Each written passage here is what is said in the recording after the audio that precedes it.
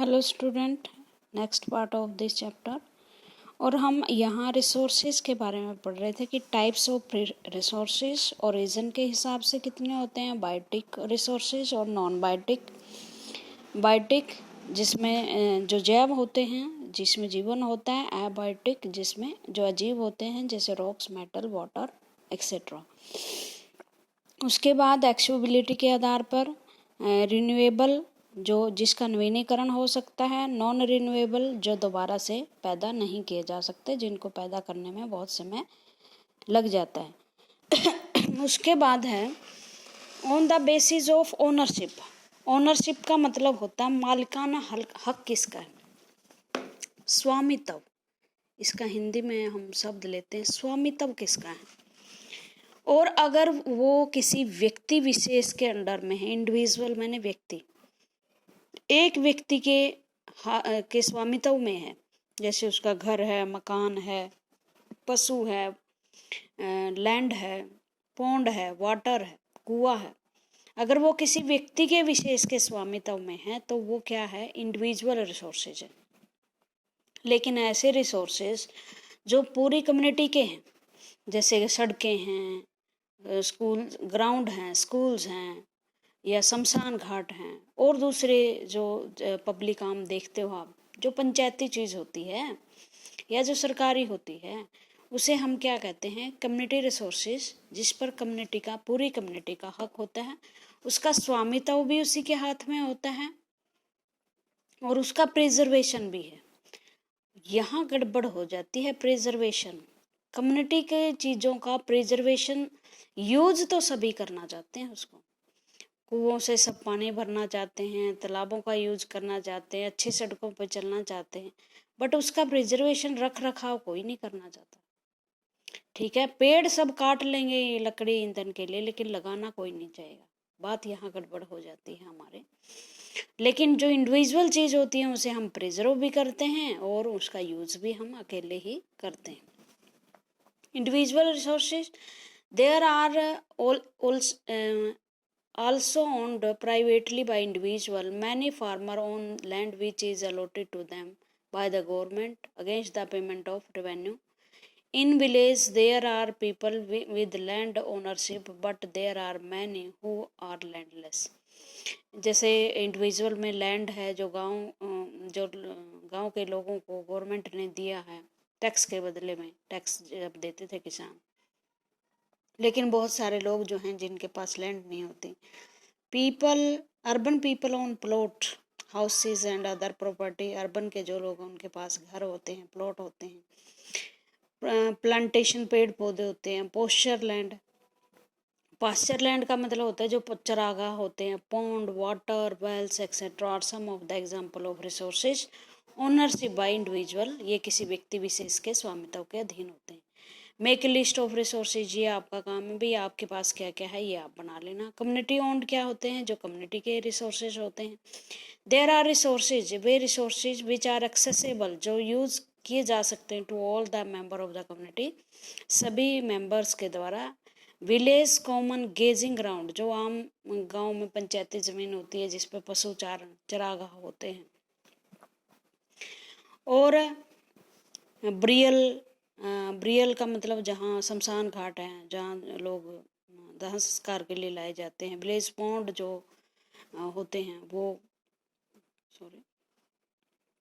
Pond हैं, public parks हैं, sports हैं, प्लेग्राउंड हैं, और इसी तरह अर्बन में भी बहुत सारी ऐसी चीज़ें होती हैं। अब है नेशनल रिसोर्सेज। भारत की बाउंड्री के अंदर जो भी रिसोर्सेज आते हैं वो उसके नेचुरल रिसोर्सेज हैं। आप बड़ा इसका कंजर्वेटिव अर्थ लगा सकते हैं कि भारत की बाउंड्री जो है ये है, यहाँ तक हम क्या है यूज कर सकते हैं भारत का। यहाँ गड़बड़ हो गया थोड़ा सा, यही भारत की बाउंड्री है। नहीं भाई, यहाँ तक 12 नॉटिक मील तक आपका समुंदर आपका है। ये इस धरती पर जितना भी आकाश है वो आपका है, इंडिया का है। ठीक है, ये नेशनल रिसोर्सेज होते हैं। एक जो देश है उसकी जलीय सीमा, उसके अंतरिक्ष की सीमा, उसके ऊपर का आकाश, भूमि, ये क्या आता है, ये नेचुरल रिसोर्सेज में आता है। जैसे हमारे यहाँ ये जो भाग है हमारा समुद्री इलाका है, इसके अंदर जो समुंदर के अंदर जो मछलियाँ हैं, खनिज लवण धातुएं मिलती हैं, वो सारा हमारे रिसोर्सेज हैं। और जब जैसे अंतरिक्ष में हम हवाई जहाज़ वगैरह गुजरते हैं तो कई बार हम मना कर देते हैं दूसरे देशों को, क्योंकि वो आकाश भी हमारा होता है। ये क्या होता है, नेचुरल रिसोर्सेज एक इंटरनेशनल के होते हैं। और इंटरनेशनल में ये ग्लोब है आपका। इंटरनेशनल में जैसे बड़े बड़े के समुंदर हैं, खुले समुंदर हैं, प्रशांत महासागर इतना बड़ा है, 12 नॉर्टिक मील तक तो उस देश के रहते हैं जिसके आसपास की सीमाएं, मान लो अमेरिका की सीमाएं यहाँ लगती हैं प्रशांत महासागर में। 12 मील जो खुले, इससे आगे के समुंदर हैं। यह अटलांटिक महासागर है, वो महासागर जिस पे अफ्रीका की या यूरोपियन देशों की या इधर अमेरिका के देशों की सीमाएं लगती हैं 12 नॉर्टिक मील तक। तो वो समुंदर तो उन देशों का है, लेकिन जो इसके अलावा जो समुंदर बच गया है, उसके ऊपर जो आकाश बचा हुआ है, वो किसका है, वो सारी इंटरनेशनल कम्युनिटी का है। ये आपके ध्रुव हैं, पोल हैं, जहाँ कोई भी देश है ही नहीं। यहाँ अंटार्कटिका और यहाँ आर्कटिका है। तो ये इन पर जब जमी हुई बर्फ़ है यहाँ, या पशु पक्षी हैं, या जो और दूसरे रिसोर्सेज हैं, वो भी दुनिया की साझी विरासत है। और इस पर छीना झपटी है भाई। अगला जो युद्ध है वो यहाँ जमी हुई बर्फ़ की सीली पर होगा, क्योंकि मनुष्य ने धरती का पानी सारा खराब कर दिया है। और अब इनकी नज़र जो है देशों की, जैसे तेल के कुओं पर होती थी पहले, अब नज़र स्वच्छ पानी पे है कि हम जल्दी से जल्दी अंटार्कटिका और आर्कटिक पर अपना कब्जा जमाएं और वहाँ के जो रिसोर्सेज हैं वो अपने कब्जे में ले लें। National resources, technically all the resources belong to nation, the country has legal power to acquire even private property और पब्लिक गुड। एक देश के अंदर चाहे वो पब्लिक हो चाहे प्राइवेट हो, जो आपने अभी पढ़ा, चाहे कम्युनिटी हो और चाहे इंडिविजुअल हो, उन सारे रिसोर्सेज पर उस देश की गवर्नमेंट का, उस देश का हक होता है, चाहे प्राइवेट हो और चाहे पब्लिक हो। You might have seen roads, canals, railway being constructed on field owned by some individual. आप देखते हो चाहे रोड हो, चाहे नहरें हों, रेलवे हों, या दूसरी चीज़ें जो किसी व्यक्ति ने बनाई है, वो सारे एक देश की प्रॉपर्टी होती है। Urban development authority get empowered by the government to acquire land. अब अर्बन अथॉरिटी जो अर्बन शहरीकरण के लिए जो संस्था बनाई गई है, उसको सरकार ने ये अथॉरिटी दे रखी है कि वो लैंड एक्वायर करे, नई कॉलोनियाँ काटे, फैसिलिटीज़ क्रिएट करे, रोड बनाए, पार्क बनाए। चाहे एक व्यक्ति की ज़मीन आती हो, वो एक्वायर कर सकता है उसे बाजार के दाम पर पैसे देकर।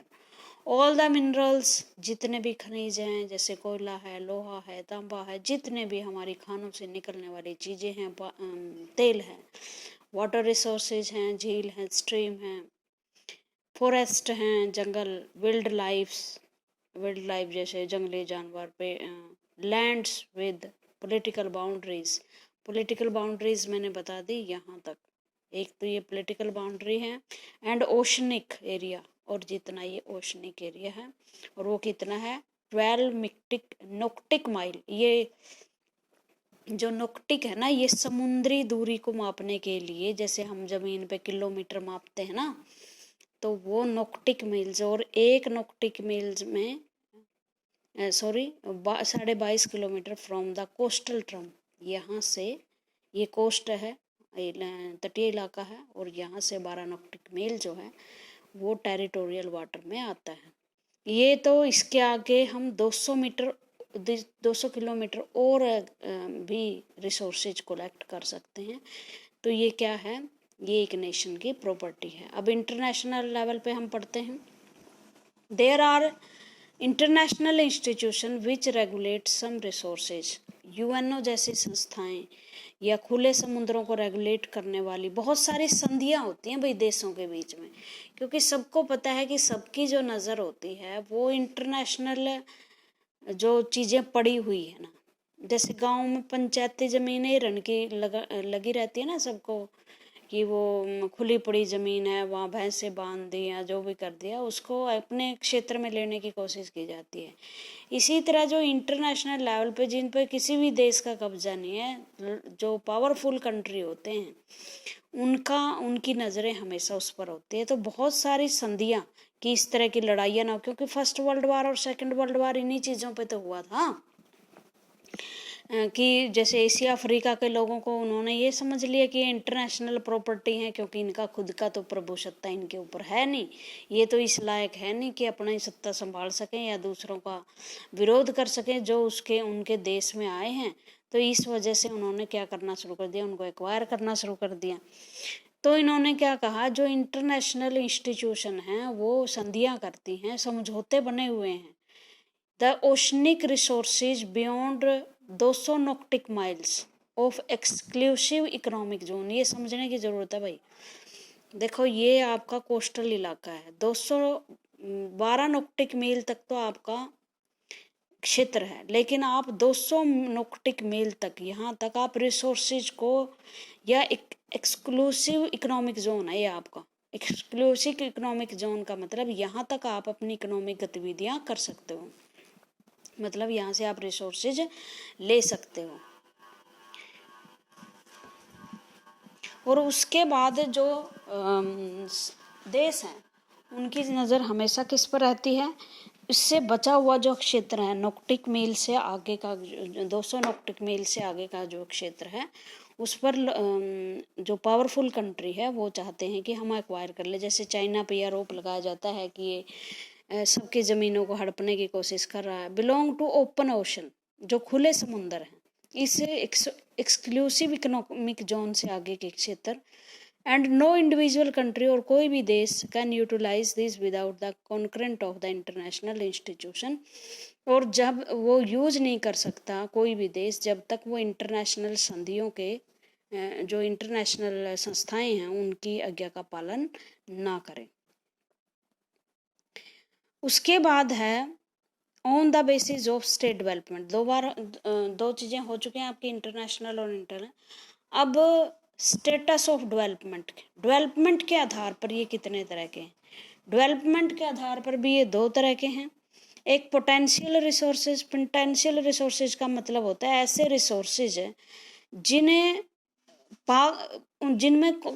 ताकत होती है कि वो दूसरे रिसोर्सेज को भी क्रिएट कर सकें, या जहाँ जो क्षेत्र हैं उनमें और भी ज़्यादा रिसोर्सेज की गुंजाइश हो, या वो डेवलपमेंट के लिए का यूज कर सकते हैं, मतलब वो डेवलपमेंट में काम आ सकते हैं चीज़ें। जैसे आपकी सन है, सन की हीट है, उससे सौर ऊर्जा बनाई जा सकती है, सोलर सिस्टम, सोलर हीट बनाई जा सकती है, सोलर एनर्जी बनाई जा सकती है, हीट तो होती है सॉरी, एनर्जी बनाई जा सकती है। पोटेंशियल ही है, कई बार हम इसका प्रयोग नहीं करते, लेकिन जैसे बहुत सारे जो विश्वतीय क्षेत्र हैं पृथ्वी के, जैसे आपका भारत है या अफ्रीका के देश हैं, वहाँ सूर्य सही मात्रा में आता है। भारत का जो क्षेत्र है विश्वतीय प्रदेश है ये, यहाँ जो धूप है वो काफ़ी आती है, तो इन क्षेत्रों में क्या है, सौर ऊर्जा से हम बिजली बना सकते हैं।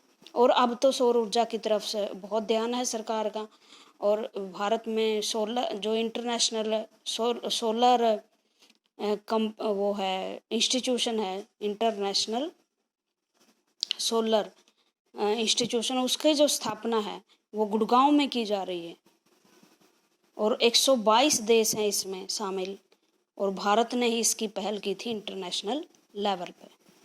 ठीक है, तो resources which are found in a region but have been not utilise, ऐसे रिसोर्सेज जिसका अभी तक प्रयोग नहीं हुआ लेकिन उसमें पोटेंशियलिटी है। जैसे ये समुंदर के इलाके हमारे, यहाँ पर क्या होती है, विंड बड़ी चलती है, जवार या जो जवार है समुद्रों में 24 घंटे जवार बाटा आता है, उससे एनर्जी पैदा की जा सकती है, वो पोटेंशियल है एक तरह का। ठीक है, तो for example the western part of India, Bharat का वेस्टर्न पार्ट है, पश्चिमी इलाका, particularly Rajasthan and Gujarat, enormous potential for the development of wind and solar energy. वहाँ हवाएं तेज होती हैं समुद्र के किनारे। गुजरात और राजस्थान में जैसे राजस्थान में सोलर एनर्जी ज़्यादा पैदा हो सकती है, गुजरात में विंड एनर्जी जिसे कहते हैं पवन ऊर्जा। वहाँ अगर आप देखोगे समुद्रों के आसपास पवन चक्कियाँ लगी होती हैं ऊंची ऊंची, तो वो यूज हो सकती हैं, उसके बड़े स्तर पर काम किया जा सकता है। Gujarat have enormous potential for the development of wind and solar energy, but so far these have not been developed properly। लेकिन अभी तक इसका प्रयोग नहीं हुआ। और डेवलप्ड रिसोर्सेज जिनका प्रयोग हो चुका है, resources which are surveyed and their quality and quantity have been determined for utilisation. और जो रिसोर्सेज प्रयोग हो चुके हैं, जिसका पता चल चुका है और जिसकी क्वालिटी और क्वांटिटी उसकी यूटिलाइज पे डिपेंड करती है। मतलब उसका जैसे डीजल, जैसे हमें डीजल मिला, मिट्टी का तेल मिला, फिर डीजल मिला और फिर हमें पेट्रोल मिला, तो क्वालिटी और क्वांटिटी में पेट्रोल बहुत बेटर है उससे, क्योंकि उसकी जो कार्बन दहन है, पोल्यूशन कम होता है और गाड़ी ज़्यादा लंबी दूरी तक चल सकती है। तो एनर्जी गिविंग है वो ज़्यादा डीजल से पेट्रोल। तो इस तरह से क्वालिटी और क्वांटिटी मैटर रखती है उसके यूज़ पर। The development of resources depend on technology and level of their facility. फिर स्टॉक के आधार पर material in the environment which have been potential to satisfy human needs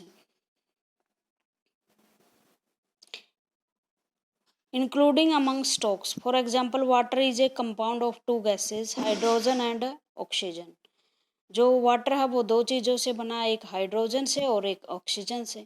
hydrogen can be used as a rich resource of energy.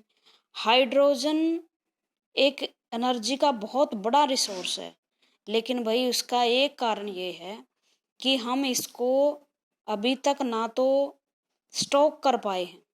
हम stock करने में hydrogen gas को, आपको पता है ब्रह्मांड में सबसे ज़्यादा कौन सा तत्व है? हाइड्रोजन। और इसकी दहन जो पावर है ना, क्षमता, वो जीरो इमिशन तो कार्बन डाइऑक्साइड होती है इससे। जैसे डीजल और पेट्रोल जलाते हैं तो बहुत ज़्यादा कार्बन निकलता है, जो हमारे ग्लोबल वार्मिंग के लिए बहुत हानिकारक है। हाइड्रोजन एक ऐसा ईंधन है जो ना तो कभी ख़त्म होगा। अगर एक बार आपकी गाड़ी में हाइड्रोजन भर दी जाए तो आपकी गाड़ी 20 साल तक चल सकती। मतलब 1 लीटर हाइड्रोजन में आपकी गाड़ी कई महीने चल सकती है। और इसकी 0% कार्बन है, कार्बन होता ही नहीं है। लेकिन क्योंकि इस एलिमेंट को, कार्बन हाइड्रोजन को हम अभी तक स्टॉक नहीं कर सीखना, कि हमारे पास टेक्नोलॉजी नहीं है, स्टॉक नहीं कर पा रहे, कंट्रोल नहीं कर पा रहे। अब फ्रांस में, जिसमें 50 देश है, टोकोमैक नाम का एक प्रोजेक्ट शुरू हुआ है, भारत भी उसका सदस्य है। 50 देश मिलकर रिसर्च कर रहे हैं कि एक ऐसा ईंधन पैदा किया जाए हाइड्रोजन का, जो जिससे वो एक जो है प्लांट लग जाए जिसमें हाइड्रोजन से एनर्जी पैदा हो और उसको हम कंट्रोल कर सकें। इसमें क्या है, बस ये एक जहाँ से 50 किलोवाट जितनी एनर्जी दी जाएगी, उसके बाद अपने आप ही जो ये कण जो हैं हाइड्रोजन के चलते रहेंगे और हीट पैदा करते रहेंगे। हो सकता है कि 2022 तक, वैसे तो अमेरिका हमें देने के लिए बोल रहा था 2020 में ही हाइड्रोजन के पंप लग जाएंगे, लेकिन अभी तक ऐसा हुआ नहीं है। हो सकता है कि 2022-23 तक हम हाइड्रोजन को एक ईंधन के रूप में ढूंढ लें। और जो सऊदी अरेबिया और दूसरे अरब के देश हैं जो तेल पर बड़ा इतराते हैं, उनके तेल के कुएं धरे के धरे रह जाएंगे। और जितने भी ये समस्या कार्बन डाइऑक्साइड को रोकने की है, कार्बन को रोकने की है, जिससे आपकी ग्लोबल वार्मिंग हो रही है, धरती का तापमान लगातार बढ़ रहा है, वो सारे ही समस्या खत्म हो जाए अगर हम हाइड्रोजन को एक ईंधन के रूप में करना सीख जाएं। Hydrogen can be used as a rich source of energy, but we do not have advanced technology. अभी हम टेक्नोलॉजी नहीं है और ना ही हम जानते हैं कि use for it purpose, hence it can be consider as stock, और शायद ऐसा हो कि इसको स्टॉक के रूप में हम रिजर्व रखना सीख जाएं। उसके बाद है रिजर्व। रिजर्व का मतलब होता है कि कैसे किसी चीज को सुरक्षित रखा जाए। स्टॉक मैंने तो होता है भाई बचा के रखना, उसमें ये सेंस नहीं आती कि इसको सुरक्षित रखना जरूरी है और ये भविष्य के लिए खत्म हो सकती है। रिजर्व का मतलब होता है भंडार कर लेना उसका। जैसे वर्तमान में कोविड-19 की बीमारी के कारण जो लॉकडाउन चले हुए हैं हर देश में, उसके कारण जो ग्लोबल मार्केट में तेल की कीमत इतनी कम हो गई है कि जो तेल बेचने वाली ऑयल कंपनियां हैं, दो देश हैं, उन्होंने कह रखा है कि अपने आप वैसे ले जाओ आप ऑयल को, क्योंकि हमारे पास तेल की कीमत से ज़्यादा इसके रख रखाव पर पैसा आ रहा है। तो भारत बहुत सारे रिजर्व बना रहा है ताकि आने वाले समय में जब हम कोई वो आ जाए मुसीबत संकट की घड़ी में, हमारे पास तेल के रिजर्व हों। दूसरी चीज़ों को बचा कर रखने की भी ज़रूरत होती है। Reserve are the subsets of stocks which can be put into use for the help of existing technical know-how, but their use has been started. There can be used for meeting future requirements. और preserve का मतलब होता है हमें पता होता है, techniques हमारे पास होती हैं और फिर हम उसका यूज शुरू करते हैं फ्यूचर के लिए। River water can be used for generating hydropower, but presently it is being utilized only a limited extent.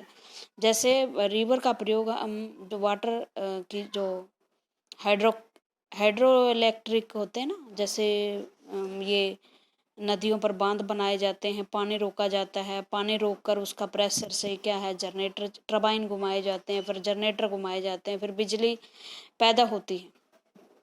लेकिन अभी हम इसका प्रयोग कम कर रहे हैं। दिवाटर क्यों? क्योंकि बड़े बड़े बांधों के लोग विरुद्ध खड़े हो गए। क्यों? उन्हें लगता है कि बड़े बड़े बांधों के कारण एक तो बनाने में पैसा बहुत खर्च आता है, दूसरे अगर ये बांध जब बनाते हैं तो बहुत सारे फॉरेस्ट वहाँ से काट दिए जाते हैं, नदियों का बहाव रोक दिया जाता है, जिससे जो वहाँ की वन्य जीव जंतु हैं वो प्रभावित होते हैं। और दूसरी तरफ जो वाटर के रुकने से अगर कभी बांध क्रैक हो जाता है तो आसपास के गांव को बहा कर ले जाता है। तो इस तरह से बड़े बांधों के विरुद्ध जो है लोग खड़े हो गए। जैसे भारत में एक नर्मदा बांध बनाया जा रहा था, नर्मदा नदी पर बहुत सारे बांध बनाए जा रहे थे, 30 बड़े और 300 के करीब छोटे बांध बनाए जा रहे थे। तो लंबे समय तक, ये 1978 की बात है, अब जो है नर्मदा नदी के किनारे ये बांध बनकर तैयार हुआ है। तो उसके बाद हम